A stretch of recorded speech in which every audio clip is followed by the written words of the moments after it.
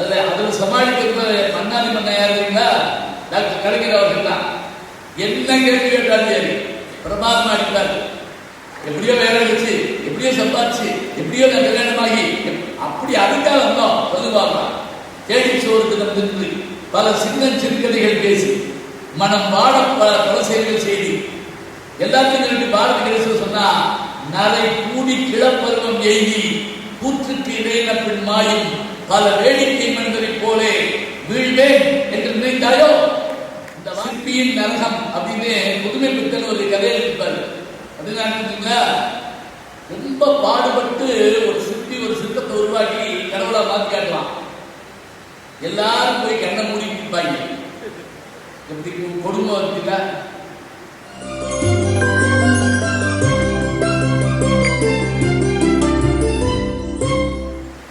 மதுரையினுடைய பழம்பெருமை மிக்க மதுரையினுடைய பெருமைகளுக்கு ஒன்றாக திகழ்கிற மங்கையர்கரசி கல்வி குழுமங்களில் ஒன்றாகிய பொறியியல் கல்லூரியினுடைய முதலாண்டு மாணவர்கள் மற்றும் 2ஆம் ஆண்டு பெற்றோர்கள் ஆசிரியர்கள் சந்திக்கின்ற இந்த நல்ல நிகழ்வுகளே என்னையும் ஒருவராக அழைத்து பேசுவதற்கான நல்ல வாய்ப்பை தந்தரக்கூடிய இந்த கல்வி குழுக்களை உருவாக்கிய பெருமையுடைய முக்கியமாக கல்வி சார்ந்த குடும்பத்தை சார்ந்தவர்கள். இன்றைக்கு அவர் சொன்ன மாதிரி 2:46 கிளம்பும்போது சந்திராயன் 2 ஏற்கனவே ஒன்று போயிடுச்சு. சரி, மற்றவங்க சந்திரனுக்கு அனுப்புறதுக்கும் நம்ம அனுப்புறதுக்கு என்ன வேறுபாடு அப்படின்னா, மற்றவர்கள் கண்டுபிடிக்காத ஒரு விஷயத்தை கண்டுபிடிச்சோம். மயில்சாமி என்னாகுது என்ற அற்புதமான விஞ்ஞானி, தமிழ்நாட்டை சேர்ந்தவர், பொள்ளாச்சி பக்கம் சாதாரண பள்ளிக்கூடத்தில் படித்தவர். அவர் கண்டுபிடிச்ச விஷயம் என்ன அப்படின்னா, சந்திரன்ல தண்ணீர் இருக்கிறது அப்படிங்கிற விஷயத்த உலகமே மிரளும் ஒரு விஷயத்தை கண்டுபிடிச்சு சொன்னார். இது எப்படி தெரியுங்களா? மதி என்றாலே நிலவு தான், குழுமைன்னு அர்த்தம். சிவபெருமான் யார் அப்படின்னா, தோடுடைய செவியன் விடை ஏறி ஒரு தூவல் மதி சூடி. ஒன்றும் பயப்படாதீங்க, தேவார பாடுதான். ஏன்னா எல்லாரும் பாட்டு சொன்னா உடனே முகம் மாறி போகுது. ஒரு தடவை தியாகராஜ பாபுடைய பாட்டை வீட்டில் போட்டு காமிச்சேன். எங்க ஸ்டூடெண்ட்ஸ் அவரோட வச்சு தியாகராஜ பாபுடைய பாட்டு, மீனலோசனி மணாலா தாண்டவமாடும் சபாவனை, அந்த பாட்டு போட்டு காமிச்சேன். ஒரு பையன் கைதட்டான், இந்தி பாட்டு அருமையா இருந்துச்சார் அப்படிங்கிறா. அது தமிழ் பாட்டு கூட அவனுக்கு தெரியல. இருக்கட்டும், அதுல தூவன் மதி சூடிக்கிறப்ப மதி என்பது அந்த நிலவை சூடிக்கிறார் சிவபெருமான். ஞானசம்பந்தர் பாட்டு தான். நிலவு குளிர்ச்சின்னு நம்ம சொல்லுவோம், புராணத்தில் சொல்லப்பட்டது. அது நீர் இருக்கிறது என்ற விஷயத்த மயில்சாமி நாவலை சொன்னவரோடு இன்னைக்கு அதனுடைய மறுபகுதியை போய் ஆராய்ச்சி பண்ண போது நம்முடைய சந்திராயன் 2 ஐயா அவர்கள் அற்புதமாக தொடங்கினார். இன்னொன்று சொன்னார் பாருங்க, அந்த பணிப்பெண் உடனே கோவிச்சுட்டு போயிருக்கல, ஓடி போய் தற்கொலை பண்ணிக்கல. அவன் தான் அந்த பணிப்பெண் தான் ரேடியம் கண்டுபிடிச்ச மேரி கியூரி. அது மட்டும் இல்லைங்க, இருக்கக்கூடிய பெண்களுக்கு சொல்றேன், உலகத்திலேயே 2 முறை நோபல் பரிசு பெற்ற ஒரே பெண்மணி மேரி கியூரி. ஆண்கள் இன்னும் வாங்கல, 2 முறை வாங்கல. பெண்கள் சமைக்கிறதுக்கு தான் நாயக்கு, வீட்டை பார்த்துட்டு தான் நாயக்குன்னு ஒரு காலத்தில் சொல்லிட்டு இருந்தோம். வாரதுக்கு தான் அதை உடைச்சாங்க.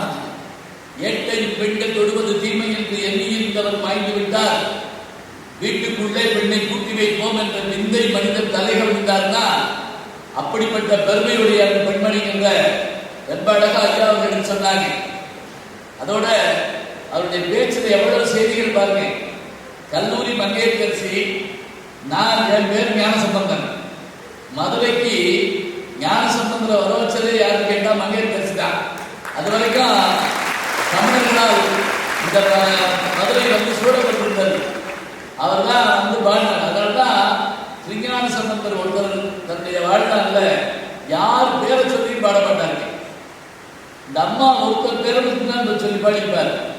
மங்கையர்கரசி வடவர் போன் பாவை வரிவலை கை மடமானே பங்கே செல்வி பாண்டிமாதேவி என்று இந்த வார்த்தையை சொல்றாருன்னு சொன்னா, இங்கே மங்கையர்கரசிங்கிற பேரை திருஞானசம்பந்தர் சொன்னாரு. மங்கையர்கரசி கல்லூரியில ஞான சம்பந்தம் பேசுமாறு அவருக்கு பயன்படுத்துகிறாரு. ஐயா அசோக்குமார் ஐயா அவருக்கு என்னுடைய அன்பான பாராட்டு தெரிவித்துக் கொள்கிறேன். அவருடைய திருக்குமார் அவர்கள், பிரதேஷ் அவர்கள், அவரை பேச வந்தோடனே நான் கொஞ்சம் பயந்தேன். ஏன் தெரியுங்களா, அத்தனை அருமையான பேச்சாற்றலுடையவர். நான் இந்த முறை இங்கே வந்திருக்கிறேன். அப்ப முதல் முறை அவருடைய பேச்ச கேட்டேன். எவ்வளவு செய்திகள் படிச்சுட்டு வர்றாரு, எப்படி தயார் பண்றாரு. உங்களை எல்லாம் சொல்றாரு, ஒண்ணு வேண்டாம், எங்களோட பறந்துவாங்க, பறந்து செல்லவா ஒரு படம். அந்த படத்தை கூட நான் நினைச்சிருப்பேன். இது நாசரோட பையன் ஹீரோ வருவார். நீங்க பிளைங் தாஸ் அப்படிங்கிற எங்களோட பறந்துவாங்க. அதை காட்டும் என்னுடைய அந்த மோட்டோ நான் படிச்சு பார்த்தேன். You dream we do. எவ்வளவு அருமையான வார்த்தை பாருங்க. நீங்கள் கனவு காணுங்கள், நாங்கள் நிறைவேற்றுகிறோம். எவ்வளவு ஆச்சரியமான வார்த்தை. கலாம் அவர்கள் கூட என்ன செஞ்சாரு, கனவு காணுங்கள், கனவு காணுங்கள், கனவு காணுங்கள். ஒரு பையன் வந்துச்சு கேட்டான், அப்ப தூங்க சொல்றீங்களா அப்படின்னா, நம்மளால எப்பவுமே ஒரு குறுக்கல்வி கேட்பாங்க, தூங்க சொல்றீங்களா அப்படின்னா அவர் சொன்னாரு, தூக்கத்தில் வருவதல்ல கனவு. கனவுன்னா என்ன அர்த்தம்?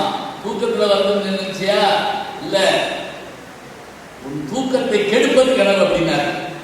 நீ ஃபர்ஸ்ட் ரேங்க் வாங்கணும்னு நினைச்சா, நீ ஜெயிக்கணும்னு நினைச்சா நீ தூங்குவியா? ஏன்னா நீ காதலிக்கணும்னு நினைச்சா தூங்குவியா? யோசிச்சு பாரு. நீ ஒரு பொண்ணை காதலிக்கணும்னு நினைச்சா தூங்குவியா? ஆமா, யார் சொல்லிட்டு என் ஃப்ரெண்ட போச்சு சொல்லிட்டு பார்ப்போம், வருமா? அந்த பிள்ளை 4 மணிக்கு வர சொன்னார், 2 மணிக்கே பள்ளி வழக்கம் சொல்லுவாரு. எல்லாம் வந்து ஒரு காதலுக்கு இவ்வளவு முக்கியத்துவம் கொடுக்கிறப்ப அவர் சொன்னாரு, உன் தூக்கத்தை கெடுப்பதுதான் உன் கனவு. நீ எதுவாக வேண்டும் என்று நினைக்கிறாயோ அது ஆவதற்கு நீ உருவாக வேண்டும். ஞாபகம், உருவாகும் வரை மறைவாக இரு அப்படின்னார். யார் தெரியுங்களா? காசி ஆனந்தன் என்ற ஒரு கவிஞர். இதுக்கு என்ன உதாரணம் தெரியுங்களா? நீங்க போடுறீங்களே கருத்த பெண்கள் வைரம், மோதிரம் போடுறது ஆண்கள். இந்த வைரம் என்பது வெறும் கனிதான். பூமிக்கடியில் லட்சக்கணக்கான ஆண்டுகள் இருப்பதால் அது வைரமாக மாறுகிறது. உருவாகும் வரை மறைவாக இருந்தார். நாம் உருவாகுவதற்கு தயாராக இருக்கணும். அவர்கள் அற்புதமா பேசினாங்க. நிர்வாக இயக்குனர் அவர்கள் வருஷப்படுத்தி சொன்னார், யார் யார் என்னென்ன சாதனை பண்ணாங்க. அதுல அந்த மாணவர் பற்றி சொல்றப்ப அவர் கண்டுபிடிச்ச விஷயங்கள் எல்லாம் சொல்லிட்டு, ஆரம்ப படத்துல இந்த உள்ள விழுந்த பையன் வெளியே வந்த வரைக்கும் நமக்கு மூச்சு நின்று போனமா இருக்குங்க. அப்படியே அப்படி மேல வந்த பிறகுதான் யோசிச்சு பாருங்க, அது ஹீரோயின் நயன்தாரா தான். நயன்தாராவில் நம்ம மறந்துட்டோம். தெரியும், அதுல வேற காட்சிகள் எதுவுமே கிடையாது. நம்மளோட முழு நேரம் உட்கார வச்சது இதுதான். அப்படி ஒரு கருவி உள்ள போயிருக்க குழந்தை வெளியே வந்துருப்பா இல்லையா, இதுதான். அப்படியான கருவியை கண்டுபிடிப்பதற்கு காரணமான மாணவரை இந்த பொறியியல் கல்லூரி உருவாக்கி இருந்தால் இது உலகம் பொருட்படுத்த சூழ்நிலையா. அதே மாதிரி சோலார் பைக் காமிச்சார். இந்த வெளியிட்ட நூல்ல இருக்குது சோலார் பைக். சூரிய வெளிச்சத்துல ஓடுறது. சூரிய வெளிச்சத்துல என்னென்ன செய்ய முடியுங்கிறத சீனாக்காரர்கள் சாதிச்சு காட்டுறாங்க. சோலார்ல இப்ப நீங்க வாட்ஸ்அப்ல பார்த்துட்டு வந்தீங்கன்னா தெரியும், அவன் பாட்டுக்கு ஒரு 10,000 ஏக்கர் சோலார் போட்டுறாங்க. போட்டா அந்த நாட்டுடைய மின்சார தேவை முழுவதும் முடிஞ்சு போகுது. அப்படியான ஒரு நிலைமை அழகா சொல்றாங்க. நாங்கள் உங்களுக்காக எல்லாவற்றுக்கும் கை கொடுக்க காத்திருக்கிறோம், நீங்கள் தயாராக மெசேஜ் போட்டீங்கன்னா எப்படி குறுஞ்செய்தி நிற்குமோ, குறுஞ்செய்தி தான் படிப்பாங்க 21ஆம் நூற்றாண்டுல நினைச்சு 2000 வருஷத்துக்கு போது எழுதி வச்ச ஒரே தமிழன் யாருன்னு கேட்டா திருவள்ளுவர் ஒரு ஆள் தான். படிக்க மாட்டாங்க. எப்படி பாருங்க. அப்ப அவர்கள் என்ன சொல்லணும்னு நினைக்கிறாங்களோ அதை செஞ்சு காட்டுறாங்க. ஒரே ஒரு குரல் சொல்ற பாருங்க. இப்ப நான் பேசிட்டு இருக்கேன், எனக்கு தண்ணி வேணும்னு வச்சுக்கேன், தண்ணி வேணும்னு வச்சுக்கேன். நான் என்ன பண்ணுவேன் அப்படின்னா சில குறிப்பு காட்டுறேன். பேசிக்க அப்படிங்க அப்படின்னா எனக்கு தண்ணி வேணும்னு அர்த்தம். யாரும் கவனிக்காம இருக்கீங்கன்னு வச்சுக்கேன், அப்படி லேசா திரும்பி அப்படிமே உடனே அதையும் பார்க்கணும்னு வச்சுக்கோங்க, நான் இப்படிங்க அவங்க அப்படின்னாங்கன்னு வச்சுக்கோங்க, போச்சு. இப்போ நான் என்ன செய்வேன் கடைசியா, ஐயா தண்ணி கொடுங்கய்யா அப்படின்னு கேட்பேன் இல்லையா. இப்போ 3 வகை இருக்கு. ஒன்று நான் செருமல், 2வது சைகை, 3வது நான் குரல்ல சொன்னேன். இந்த 3 சொல்லியும் கொடுக்கறது ஒரு வகை. இந்த 3 சொல்லி சொல்லாமலே பேசுவதற்கு முன்பாக இந்த பாருங்க மேடையில் தண்ணி இருக்கு, நான் குடிச்சுட்டு தான் மேடைக்கு வந்தேன், இங்க பேச வந்தேன். அப்ப எனக்கு என்ன தேவை என்பதை நான் குறிப்பு காட்டாமலேயே புரிந்து கொண்டு யார் செய்து முடிக்கிறார்களோ அவர்கள் நம்மோடு இருப்பார்களே. ஆனால் நான் இந்த உலகத்தை ஜெயித்து விடலாம். ஞாபகம் திரும்ப சொல்றேன், வர வர தமிழ்ல பேசினா புரிய மாட்டேங்குது. நீங்க கவலைப்பட்டீங்க இங்கிலீஷ்ல பேசினா புரியுது, தமிழ்ல பேசினாலே புரிய மாட்டேங்குது. எப்படி புரிய மாட்டேங்குது? நான் குறிப்பு சொல்லாத போதும் என் குறிப்பை யார் உணர்கிறார்களோ அவர்களை எந்த சம்பளத்திற்கு கூட வச்சுக்கிறார் திருவள்ளுவர். குறிப்பில் குறிப்புணர்வாரை உறுப்பினில் யாது கொடுத்தும் குழல். யாது கொடுத்தும் குழல்ங்களா, எவ்வளவு சம்பளம் வேணும் கொடுத்து இப்படி ஆள வச்சுக்கோங்க. எதுக்காக? குறிப்பில் குறிப்பே இல்லாத போது கூட குறிப்பை உணரக்கூடியவர்களை. இப்ப இன்னும் எளிமையா சொல்றேன், பெண்கள் தாய்மார்கள் பெற்றோர்களாக வந்திருக்கேன், உங்களுக்கு இன்னும் எளிமையா சொல்றேன். நான் வீட்டுக்குள்ள நண்பரோட நுழையிறேன், என் மனைவியை நிமித்து வாக்குறேன். அப்படின்னு என்ன அர்த்தம்? அவர் காப்பி ஊட்டுவான்னு பதிலுக்கு அந்த அம்மா என்னை முறைச்சு பார்க்குது அப்படியே. அப்படின்னா என்ன அர்த்தம்? 2 பேரும் ஒழுங்கா போய் வெளியே காட்டுவீங்கன்னு அர்த்தம். இப்ப நாங்க பேசிக்கிட்டோமா? பேசல. நான் உடனே அவர்கிட்ட இந்த புக்கு கடையில் அருமையா டீ போடுவாங்க, அங்க போய் குடிப்போமா? அவருக்கு சிரிப்பு வரும். அவர் எத்தனை பேர் முன்கடை கூட்டு போயிருப்பாரு. குறிப்பு இல்லாத போதும் அந்த குறிப்பை உணரத்தக்க பெருமக்களாக இருக்க வேண்டும். இந்த கையேடு ஒன்று கொடுத்தாங்க, நான் இவருக்கு எங்கேயும் பார்த்ததில்லை. அவ்வளவு அழகான விஷயத்தை அவர் செஞ்சிருக்காங்க. இத்தகைய முதல்வர் இருக்கிறார், இத்தகைய செயலர் இருக்கிறார், இத்தகைய நிர்வாகிகள் இருக்கிறார். இது உங்க வேலை தான், நீங்க இதை பயன்படுத்திக்கணும், இதான் முக்கியம்.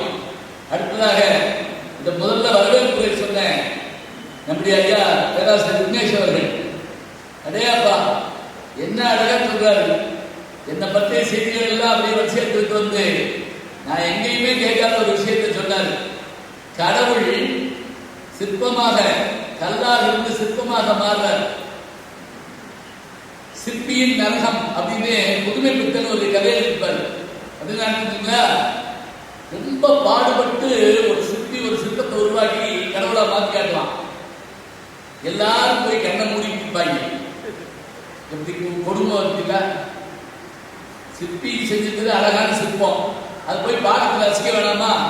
அங்க போய் நிறுத்தி கண்ணை மூடிக்கிட்டு சாமியா மூட்டு கிடைக்கிறதுக்கு அப்படின்னு சொன்னோம்னா அந்த சிற்பிக்கு எவ்வளவு பேர்? சிற்பியின் நரகம் அப்படின்பார். அதை கண்டுபிடிக்க முடியல. அவர் சொன்னாரு, அந்த கல் சிலையாக மாறுவதற்கு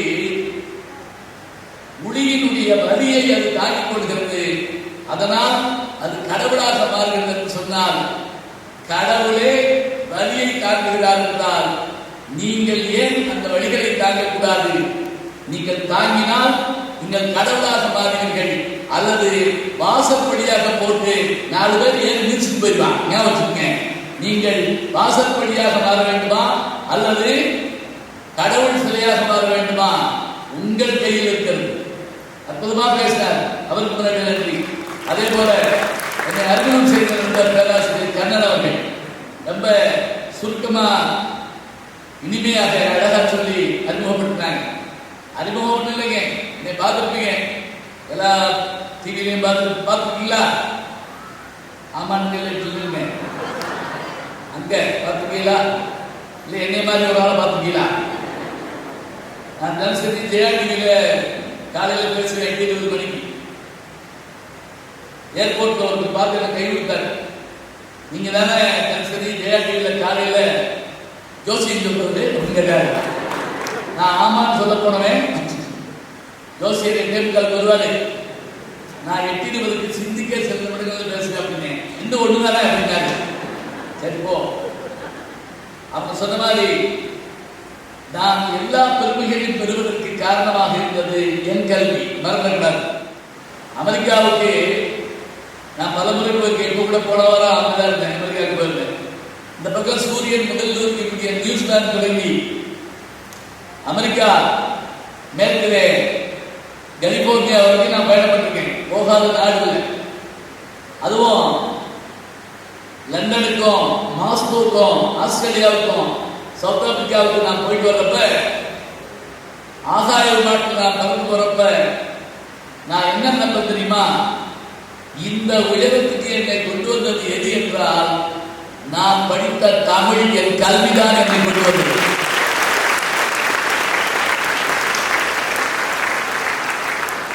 நீங்க வரணும், அது மாதிரி வரணும். நான் செலவு பண்ணி ஒரு நாட்டுக்கு போக முடியுமா? சொல்லு பார்ப்போம். அமெரிக்காவுக்கு போயிட்டு வரணும்னா ஒரு டிக்கெட்டு 1,10,000 ரூபா. அப் அண்ட் டவுன் போயிட்டு உடனே வந்துடலாம். அவ்வளவுதான், சாப்பிட முடியாது. அங்கே நம்மை வரவேற்று தங்க வைத்து மேடையில் பேச வச்சு எல்லாம் செய்தாங்கன்னா அதுக்கெல்லாம் காரணம் என்ன?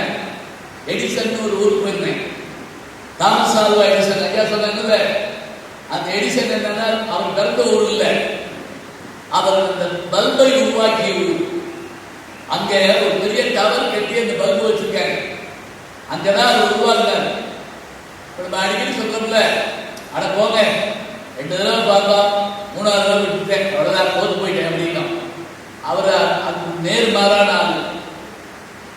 அந்த பல்பை கண்டுபிடிக்க அவர் எவ்வளவு தூரம் முயற்சி பண்ணார்னா, அது ஒன்றும் இல்லை. பல்புங்கிறது என்னன்னு கேட்டீங்கன்னா எலக்ட்ரிசிட்டி வேலை. அதை கண்டுபிடிச்சவரு அவங்க நிறைய பேர். அதில் ஒருத்தர் மைக்கேல் ஃபாரடே டைனமோவை கண்டுபிடிச்சிருப்பாங்க. எலக்ட்ரிசிட்டியில பல்பை கண்டுபிடிச்சது யாருன்னு கேட்டா தாமஸ் ஆல்வா எடிசன்.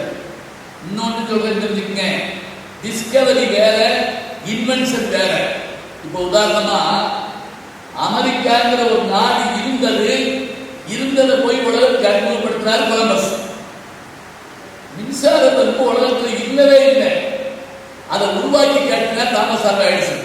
இல்லாத ஒன்றை உருவாக்கலாம். ஒரு கண்ணாடி குடுவைக்குள் வெற்றிடத்தை உருவாக்கி அதில் சில கம்பிகளை வச்சு மின்சாரத்தை செலுத்தினா அது ஒளிரும். அதான் பல்பு.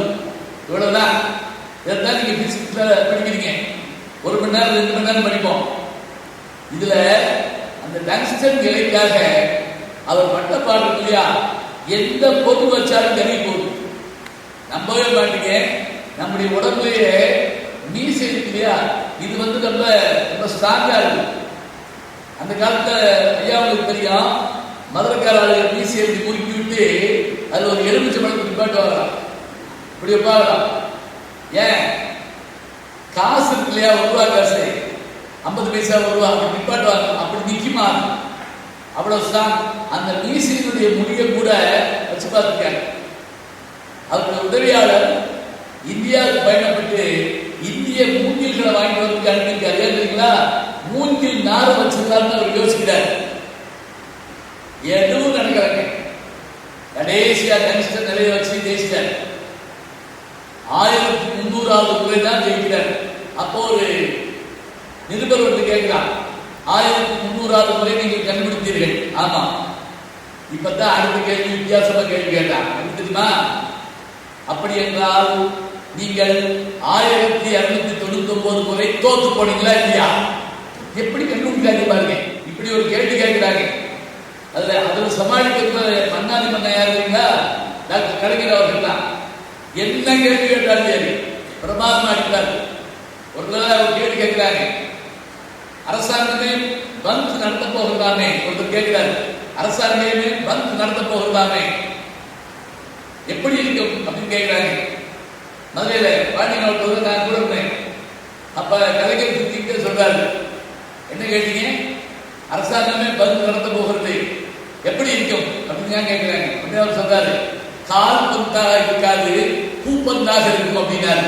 பந்துங்கிற ஒரு வார்த்தைய பந்துன்னு மாத்திக்கிட்டு கால் பந்து எக்கத்து நட்டுவோம், பூப்பந்துனா அது லேசா விளையாடுவோம். அந்த ஒரே சொல்லு இது ஸ்லேடை, ஒரு சொல்ல 2ஆ மாத்தி காட்டணும். இப்ப இந்த கேள்வி கேட்ட உடனே 1299 தோத்து போனீங்கன்னு சொன்ன உடனே தாமஸ் ஆல்வா எடிசன் ஒத்துக்கலைங்க. இல்ல 1299 முறை பல்பு செய்ய முடியாது என்று கண்டுபிடித்தேன் அப்படிங்கிறார். அதான் உண்மை. இனிமேல் கண்டுபிடிக்கிறவன் அதே தப்ப செய்ய வேண்டாம், நான் கண்டுபிடிச்சேன். இதுதான் உண்மை. மனிதர்கள் தவறுகளிலிருந்து பாரம் எடுத்துக் கொள்கிறார்கள். எல்லா தவறையும் நம்ம செய்ய முடியாது.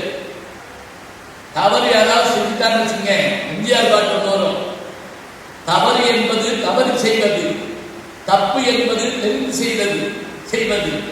தவறு செய்தவன் திருந்த பார்க்கணும், தப்பு செய்தவன் மருந்தியாகணும். நல்ல நல்ல பிள்ளைகளை நம்பி இந்த நாடே இருக்குது தம்பி, சின்னஞ்சிறு கைகளை நம்பி ஒரு சரித்திரம் இருக்குது தம்பின்னா பாட்டு பாடுறப்ப நமக்கு ஒரு உற்சாகம் வரும். இவையெல்லாம் நினைவில் வச்சுக்கங்க. பொறியியல் படிக்கிறோம், பாதி ஆள் தெரியுங்களா, எங்க வேலை வேணுமா, எல்லாம் வேணுமா, இதையெல்லாம் படிக்க வாங்கன்னு கூப்பிட்டோம். இப்ப முதல் கேள்வி என்ன கேட்கிறீங்களா, சரி படிக்க வரலாம், வேலை வாங்கி கொடுப்பீங்களா, அதுக்கு தயார் இருக்காங்க. இன்னும் ஒண்ணுதான் பாக்கி. அப்படியே கல்யாணம் பண்ணி வச்சிருக்கீங்களா, அந்த வேலையை மிச்சம் வாங்கி போகும். வேற இருந்துச்சாலே கல்யாணம் வந்துருங்க.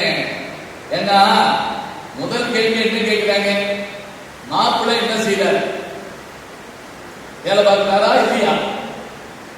அது சில வீட்டுல என்ன சொல்லுவாங்க, ஆமா வேலை பார்க்கிறாரு, பெர்மனண்டா டெம்பரவரியா? அதுக்கு சில பேர் ஏமாத்துவானா, மாப்பிள்ளை பெர்மனண்டாவே டெம்பரவரி அப்படிமானா. அப்படின்னா என்னன்னு புரியாது. பெர்மனண்டாவே டெம்பரவரி தான் இருக்கட்டும், வேலைக்கு போகணும். வேலை கிடைக்கிற விஷயத்துல நீங்க நல்லா நினைச்சுங்க, வேலை என்பது நாம் என்னவாக வேண்டும் என்று நினைக்கிறோமோ அதுதாங்க. கிடைக்கலன்னா உலகத்தில் இல்லவே இல்லை, நான் உருவாக்கிக்குவேன். வேலை இல்லையா, வேலையை உருவாக்கும். ஒரு சின்ன உதாரணம் சொல்றேன்.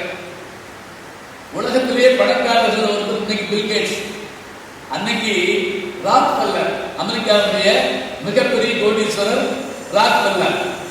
ஹென்ரி ஃபோர்ட், கார் கண்டுபிடிச்ச ஹென்ரி ஃபோர்ட். ராக்ஃபெல்லருடைய வரலாற்றை நான் சமீபத்தில் படித்தேன். அது மட்டும் இல்லை, சிகாகோல அவங்களுடைய பெரிய டவர் ஒன்று இருக்கு, 80 மாடி. அங்கே என்ன கூட்டு போயிருந்தாங்க, அந்த ஏரி பக்கத்தில் இருக்கு. அது அந்த ஏரி நான் முதல்ல கடல்னு நினைச்சேன். நல்ல தண்ணி ஏரிங்க, நல்ல தண்ணி, பொறாமையா இருக்கு. நம்ம ஊர்ல ஆறு இருந்தது, நீர் இருந்தது. இப்ப ரெண்டையும் காணும். ஆறு இல்லை, நீர் இல்லை, மண்ணு இல்லை. கொஞ்ச நாளைக்கு முதல்ல காரக்குழம்பு பண்ணிட்டாங்க மதுரையில, இதுல ஆத்துக்குள்ள கேட்டுக்கிட்டோம். ஆகவே ராக்ஃபெல்லருடைய வாழ்க்கையில் நடந்த ஒரு சின்ன செய்தி சொல்ல பாருங்க. எண்ணெய் கிணறுகள், ஆயில் கிணறு உருவாக்குறதுல பெரிய கோடீஸ்வரர் அவர் தான். இன்னைக்கும் ராக்ஃபெல்லர் ஃபவுண்டேஷன்ல நீங்க படிக்கலாம். நீங்க உங்களுடைய படிப்பு படிச்சுட்டு இருக்கப்பயே எக்ஸாம் எழுதி பாஸ் பண்ணீங்கன்னா அமெரிக்காவில் போய் படிப்பதற்கு ராக்ஃபெல்லர் ஃபவுண்டேஷன் உதவி செய்யும். சரி, அவருக்கு என்ன லாபம் வந்தது, என்ன நஷ்டம் சொல்லுவாங்க. என்ன கிடந்த பயங்கரமாக லாபம் வருங்க, உலக கோடீஸ்வரன் ஆகிட்டார். இப்ப திடீர்னு ஒரு நஷ்டம் வந்தது. எப்படி தெரியுமா நஷ்டம்? உங்களுக்கு எளிமையா சொல்றேன்.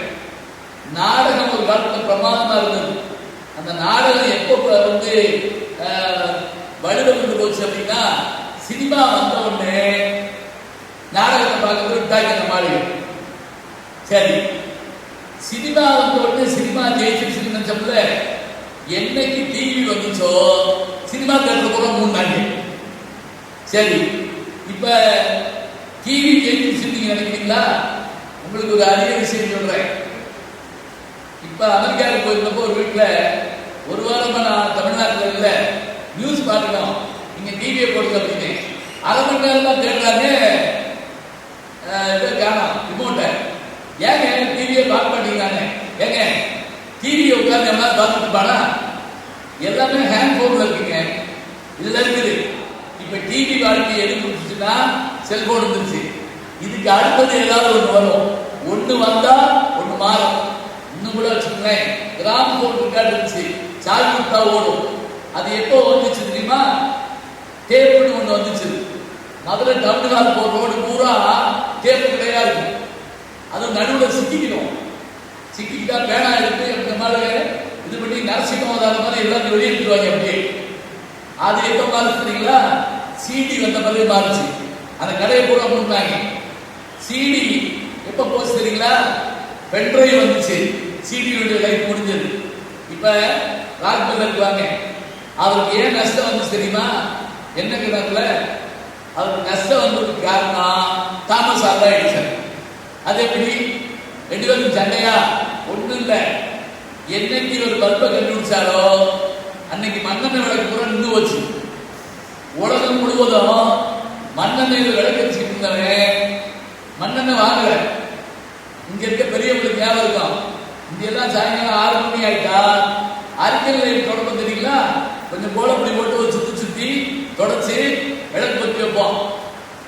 மண்ணெண்ணெய் எவனும் வாங்கல. பயங்கர நஷ்டம். கம்பெனியை கூட போறாங்கன்னு நினைச்சாங்க. ஆனா அடுத்த ஒரு விஞ்ஞான கையில் இருக்குதுங்க. என்ன தெரியுமா? 1903 மனிதன் ஆகாயத்தில் பறக்க நினைப்பது தவறு, ஆகாயத்தில் பறக்க நினைப்பது தவறு, அப்படி பறப்பது கடவுளுக்கு எதிரானது அப்படின்னு சொன்னவர் யாருன்னு கேட்டா ஒரு அமெரிக்க பாதிரியார்.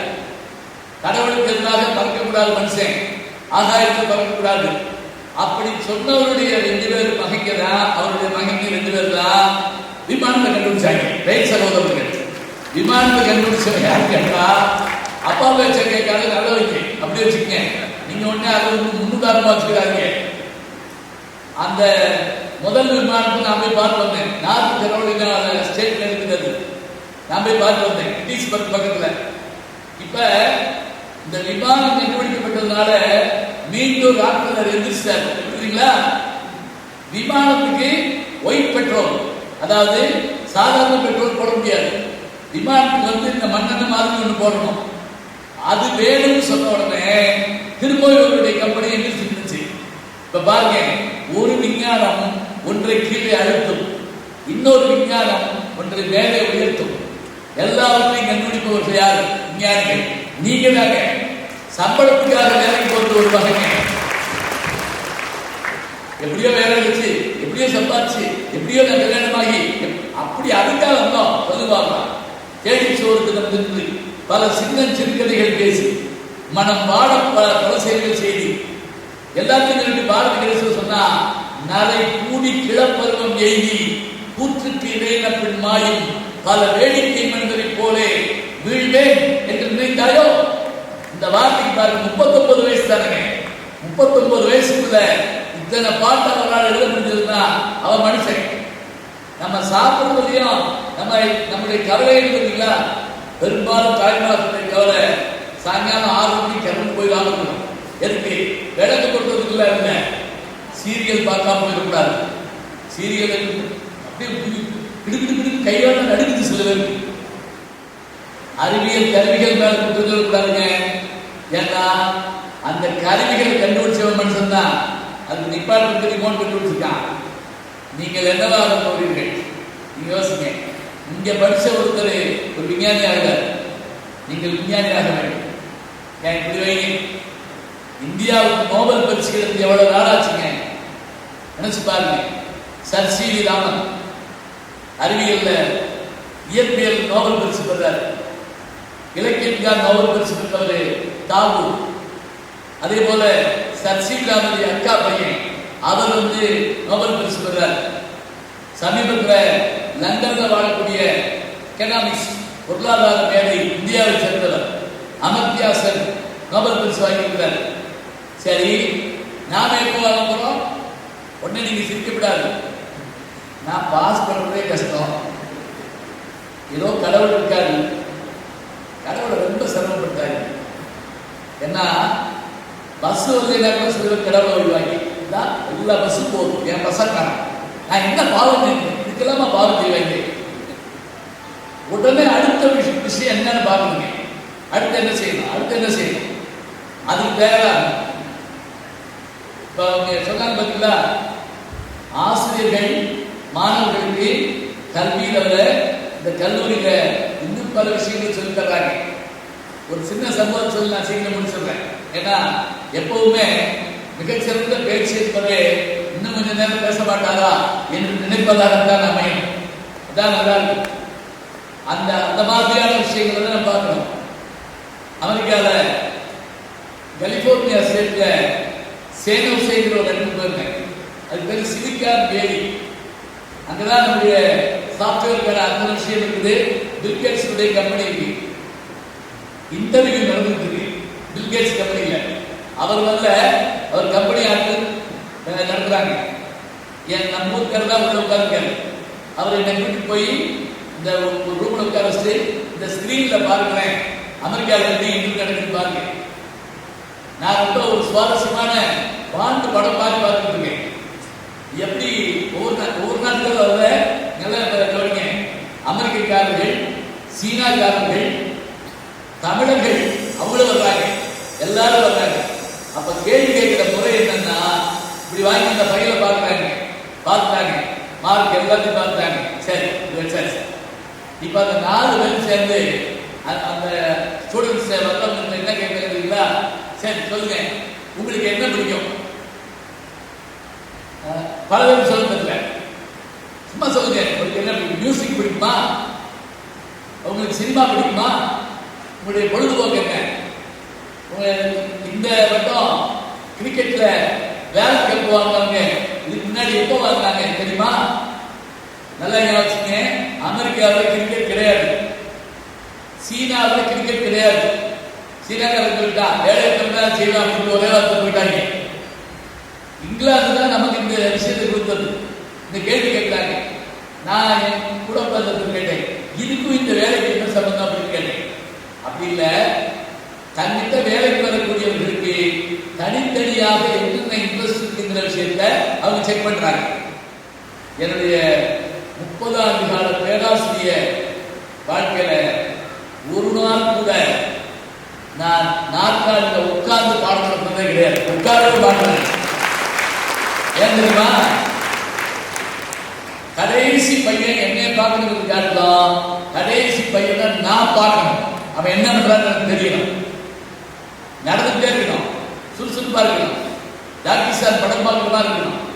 எம்ஜிஆர் படங்கள் பார்த்தீங்கன்னா ஒரு நிமிஷம் நிற்க மாட்டார். பார்த்தீங்களா? உள்ள வர்றப்பே ஆச்சரியமா என்ட்ரியே பிரமாதமா இருக்கும். அப்படி இருக்கணும். வேகம், அதே மாதிரி உற்சாகம். விசையில் பந்தினை போல் மனம் வேண்டியபடி சொல்லும் உடல் கேட்டேன், நசையில் மொழி கேட்டேன். பாரதி வார்த்தை. உற்சாகமான விஷயங்களா பாருங்க. எதிர்த்தால் சோகமாவே இருக்காது. சோகமான விஷயம், வருத்தமான விஷயம் எல்லாம் தூக்கி எறிங்க. இரவு முடிஞ்சு சூரியன் கிளம்புறப்ப அந்த அழகை பார்த்த உடனே நமக்கு உற்சாகம்.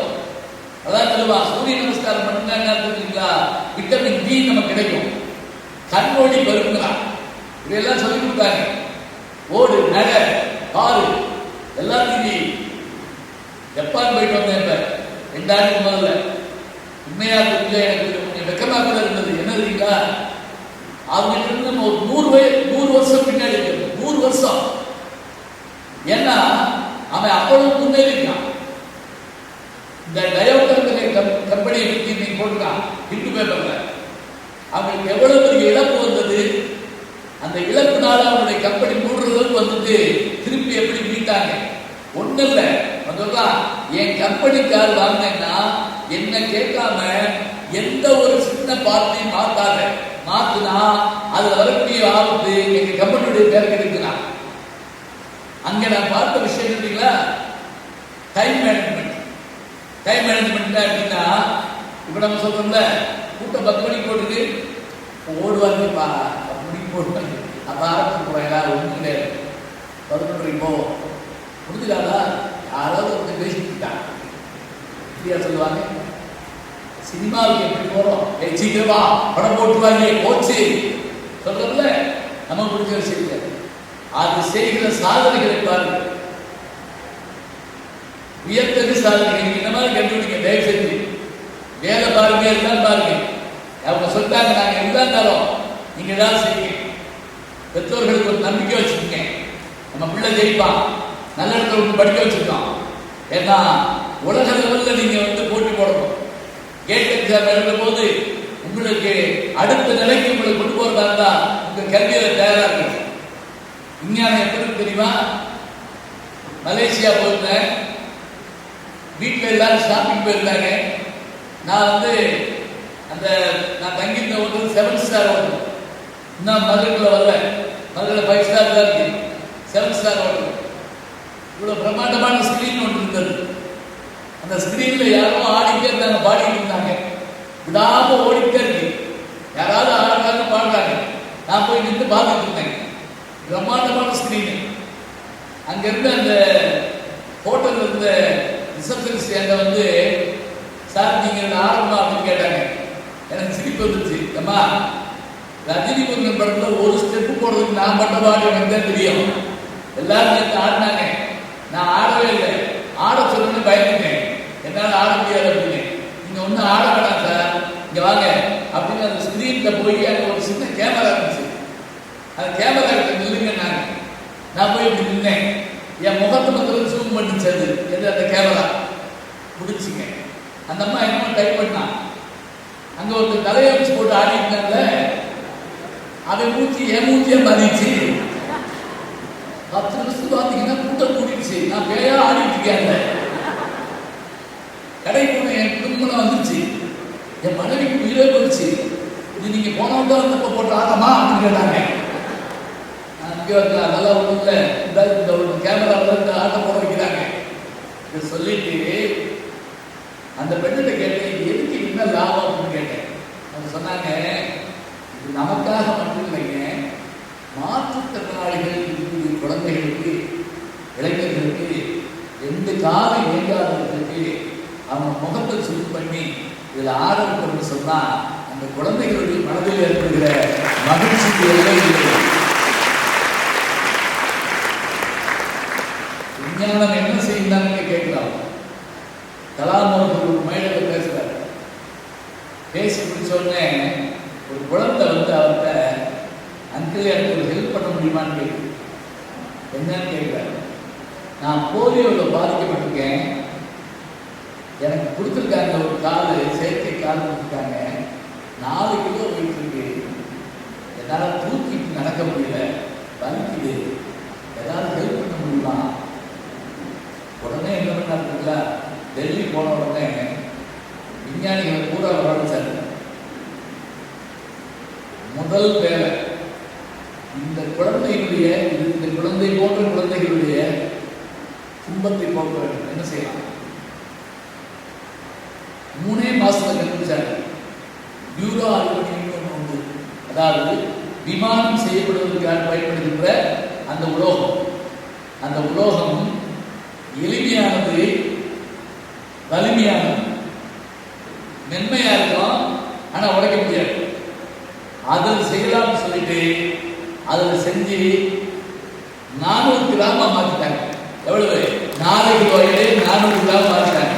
திரும்ப பக்கத்துக்கு வருவாங்க கலாம் வந்து அந்த பொண்ணுட்டு அந்த இதை கலக்க சொல்லிட்டு இதை மாற்றிடுவார். மாற்றி 10 நிமிஷம் கழிச்சு அந்த பிள்ளை ஒரு சுத்தி ஓடி வருது. ஓடி வந்து அங்கிள் அப்படி கண்டுபிடிச்சிருக்கு. சொல்றாரு, நான் கண்டுபிடித்த கண்டுபிடிப்புகளிலேயே மிகச் சிறந்தது இதுவாகத்தான் இருக்க முடியும். அவ்வளவுதான். விஞ்ஞானத்தில் என்ன சாதிக்க போறது நீங்க யோசிக்க. மனிதனுக்கு ஏற்பட்டிருக்கக்கூடிய துன்பத்தை மாற்றுவது, மனிதர்களுக்கான உணவை உற்பத்தி செய்து கொடுத்தார், நோயை போக்குத்தார், சுகமாக வாழ வைத்தார். நம்மை பெற்ற தாய் தந்தையருக்கு பெருமையை ஏற்படுத்துவது. எங்க அம்மா தாய்மார்கள் இருக்காங்க. உலகத்திலேயே தாய்க்கு இணையாக யாரும் கிடையாதுன்னு யார் சொன்னா? நபிகள் நாயகம் சொல்றார், சொர்க்கம் தாயின் காலடியில் இருக்கின்ற தந்தை எப்படிப்பட்டவர்? பலாப்பழம் மாறி வெளியே பார்த்தா முள்ளுமா இருக்கும், உள்ளுக்குள்ள எப்படி தெரியுமா? ஒரு 20 வருஷமா அதை பட்டிமன்றம் முடிச்சுட்டு பெரியார் பஸ் ஸ்டாண்டில் வரேன். மழை பெய்ஞ்சிட்டு காலையில் 3 மணிக்கு ஒரு ரிக்ஷாக்காரரு இந்த மழைக்காயத்தை போட்டுட்டு உட்காந்துருக்காரு. என்னை பார்த்து ஐயா வாங்கலாம்னு ஏற்கனாரு. நான் பார்த்துட்டு என்னையா மழை பெஞ்சிட்டு விடியக்கால 3 மணி நேரம் உட்காந்து வண்டி ஓட்டுருந்தேன். ஒன்றும் இல்லையா, என் பிள்ளை நாளைக்கு எக்ஸ்கர்ஷன் போகிறாங்களுக்கு 50 ரூபா வேணும்னு கேட்டுருக்குல்ல, எனக்கு இல்லை, தூக்கம் வரல, வண்டி எடுத்து வந்துட்டேன், 2 பேருக்கு ஓட்டினேன், 20 ரூபா கிடச்சிருக்கு. இதான் நீங்கள் உங்களை ஓட்டுனேன்னு வச்சுக்கிறேன், பிள்ளைங்க பண்ணி நாளைக்கு 8 மணிக்குள்ள கொடுத்தேன்னு வைங்க, இந்த டூர் போய் தருவாங்க. என் பிள்ளை போயிட்டு வந்தாங்கன்னா 4 நாள் முழுதும் எங்கள் அப்பா எனக்கு காசு கொடுத்தாரு தருவாங்க. சொல்ல எனக்கு வந்து கிடைக்க போச்சு. நான் 50 ரூபாய் எடுத்து கொடுத்தேன், மாற்ற மாட்டேன். தனியாக கூடி மற்றதெல்லாம் கடவுள் இருப்பாங்க சொல்லிட்டு அந்த 3 மணிக்கு அந்த கொஞ்சம் வீட்டில் எடுத்துட்டு போனார்ல அவர் 50 ரூபாயை சம்பாதிச்சு அந்த பிள்ளையை கூட்டி கொடுத்து அந்த பிள்ளை போயிட்டு வருதுன்னா அந்த உள்ளத்தை புரிஞ்சுக்கக்கூடிய தந்தைகளை நீங்கள் புரிந்து கொள்ள வேண்டும். நினைச்சுக்கங்க, சும்மா கூட பிள்ளைகள் சொன்னாங்க இல்லையா, அதுபோல ஆசிரியர் பெருமக்கள் மினசோட்டா பல்கலைக்கழகத்தில் நான் வெளியில் வந்தபோது பெரிய பேனர் இருந்தது, 20-30 பேருடைய படம் போட்டுருந்தது. எல்லாரும் செல்ஃபி எடுத்தாங்க. என்னன்னு பார்த்து நான் செல்ஃபி எடுத்து யார் படம்னு கேட்டேன். அது ஒரு சொன்னார், இந்த 22 பேரும் இந்த பல்கலைக்கழகத்தில் வேலை பார்த்துட்டு இருந்த நோபல் பரிசு பெற்ற விஞ்ஞானிகள். ஞாபகம், நோபல் பரிசு பெற்ற விஞ்ஞானிகள் அந்த பல்கலைக்கழகத்தில் வேலை பார்க்குறாங்க. நோபல் பரிசுனா என்ன சொன்னாவா, 20 கோடி பேரோட உயிரை காப்பாற்றின ஒரு இன்ஜெக்ஷனுடைய பேரு, மருந்தோட பேரு பென்சில். அதை கண்டுபிடித்த விஞ்ஞானி அலெக்சாண்டர் ஃபிளெமிங். நீங்க படிச்சிருக்கீங்க. 20 கோடி பேருடைய உயிரை காப்பாற்றும் என்றால் அத்தகைய பெருமையுடைய பேராசிரியர்கள் உங்களுக்கு கிடைச்சிருக்கிறாங்க. சொன்னாங்க இல்லையா, எல்லாரும் மேடை கூட்டு அறிமுகப்படுத்துறாங்க.